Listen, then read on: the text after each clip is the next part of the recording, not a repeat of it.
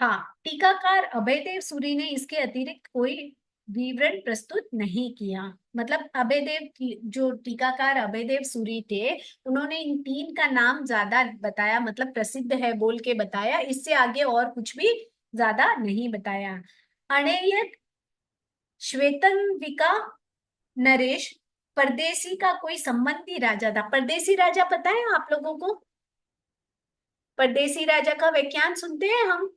कब सुनते हैं? जब चौमासे का लास्ट दिन होता है ना, एकम को, जब विहार कर रहे होते हैं तब। ठीक है।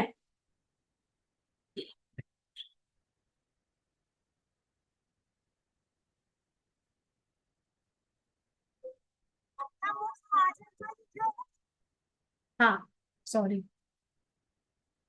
अनेक श्वेतंबिका, नरेश, परदेसी का कोई संबंधी राजा था।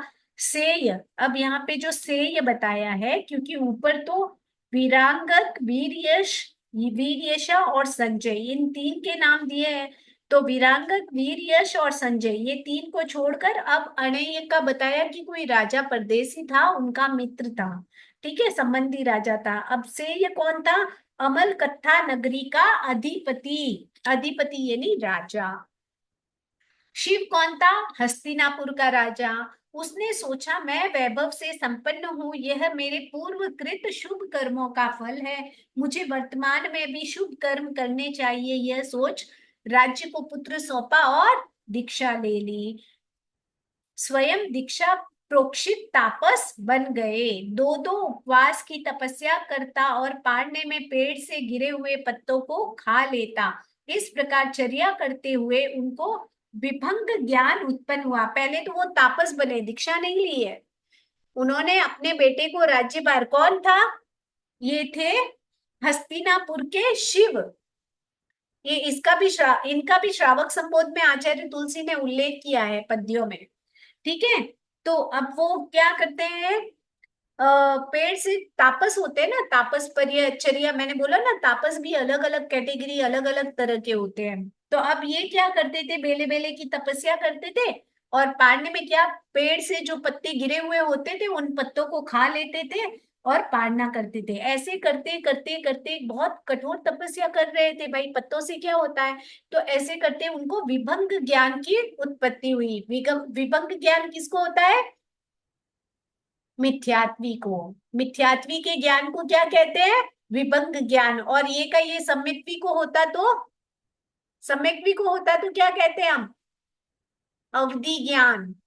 अगर सम्यक्त्वी को होता तो अवधि ज्ञान कहते ना। अब ये मिथ्यात्वी को हुआ, इसीलिए विभंग ज्ञान उत्पन्न हुआ। उससे उसने सात द्वीप, सात समुद्रों को देखा। यह विश्व सात द्वीप सात समुद्र प्रमाण है, यह जनता का, इसका जनता में प्रचार किया। अब उनको विभंग ज्ञान उत्पन्न हुआ। अब वो अपने आग, आग की जरूरत नहीं विभंग ज्ञान या अवधि ज्ञान में, तो आत्मा से साक्षात्कार होता है ना। तो वो अपनी आत्मा के द्वारा देखने लग गए, और वो लोग, उनको सात द्वीप और सात समुद्र दिखने लगे, तो उनको लोगों को बताने लग गए कि ऐसे ऐसे द्वीप है, ऐसे समुद्र है, ये है वो है। जब गौतम स्वामी भिक्षा के लिए निकले और गौतम स्वामी ने ये सब चर्चा सुनी, तो उनको डाउट हुआ। शिव राष्ट्र के सिद्धांत की चर्चा सुनी तो उनको डाउट हुआ, और भगवान के पास आए और प्रश्न पूछा कि क्या सात द्वीप और सात समुद्र है? तो भगवान ने कहा नहीं, असंख्य द्वीप असंख्य समुद्र है। तो फिर उन्होंने वापस है ना इस बात को राजश्री तक पहुंचाया। किसके पास? शिव राजश्री तक।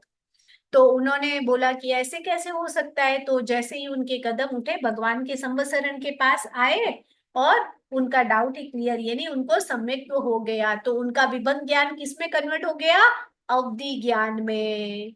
अवधि ज्ञान में भगवान के समीप आए, वार्तालाप कर उनके शिष्य बन गए। उत्तरायण, उदय राजा भी कहते हैं इसको, इनको है ना उदय राजा, उत्तरायण। ये सिंधु सौवीर आदि 16 जनपदों के अधिपति थे, बहुत बड़े राजा थे उदय उदय राजा। ये भी है ना चेतक के जमाई थे शायद। 10 मुकुटबद्ध राजा इनके अधीन थे। भगवान लंबी यात्रा कर पधारे, राजा ने भगवान के पास मुनि दीक्षा ली। इनकी भी बहुत अच्छी स्टोरी है। कि राजा उदय कैसे बनता है, उनका जो मंत्री होता है शकदाल या कुछ नाम होगा शायद, वो ऐसे चाल चलता है। और बहुत लंबी अच्छी स्टोरियां है, कभी पढ़िएगा इनकी स्टोरियां, उत्तरायण की भी। ठीक है, तो वो भी भगवान के पास दीक्षित होते हैं। वाराणसी के राजा शंख के बारे में कोई विवरण नहीं मिलता है। अंतकृत दशा आगम के अनुसार भगवान राजा अलग को वाराणसी में प्रवज्ञा दी, प्रवज्ञा यानी दीक्षा दी। अब यहाँ पे वो जो राजा शंख के बारे में आता है, कौन से नंबर के है राजा शंख? 8वें नंबर के, जिनको काशीवर्धन भी कहा गया है। तो कहते हैं उनके बारे में कोई डिटेल नहीं मिलती है। अंतकृत दशा में, ये भी एक आगम है, उसमें है ना, भगवान ने राजा अलग को वाराणसी में दीक्षा दी थी, तो संभव है कि उनका दूसरा नाम हो। उस युग में शासक सम्मत धर्म को अधिक महत्व मिलता था। अब राजा अगर कोई धर्म फॉलो कर रहा है तो प्रजा भी तो करेगी ना, मोस्ट प्रोबेबली। तो राजा जिस धर्म को फॉलो करता था, वहां की प्रजा भी बहुत ज्यादातर उसी धर्म को मानती थी। इसीलिए राजाओं का धर्म के प्रति आकृष्ट होना उल्लेखनीय माना जाता था। ऐसे माना जाता था जिस धर्म में जितने राजा ज्यादा फॉलो कर रहे हैं, मतलब वो धर्म बहुत ज्यादा बड़ा है। जैन धर्म ने समाज को केवल अपना अनुगामी बनाने का प्रयत्न ही नहीं किया, वह उसे वृत्ति बनाने के पक्ष में भी बल देता था। ऐसे नहीं कि खाली फॉलोअर्स बढ़ाने हैं, नहीं। जैन धर्म अगर किसी कोई भी उसे मानता था, अगर कोई भी राजा मानते थे, तो उन्हें जैन धर्म व्रती बनाते थे, यानी व्रती बनाने के पक्ष में बल दिया।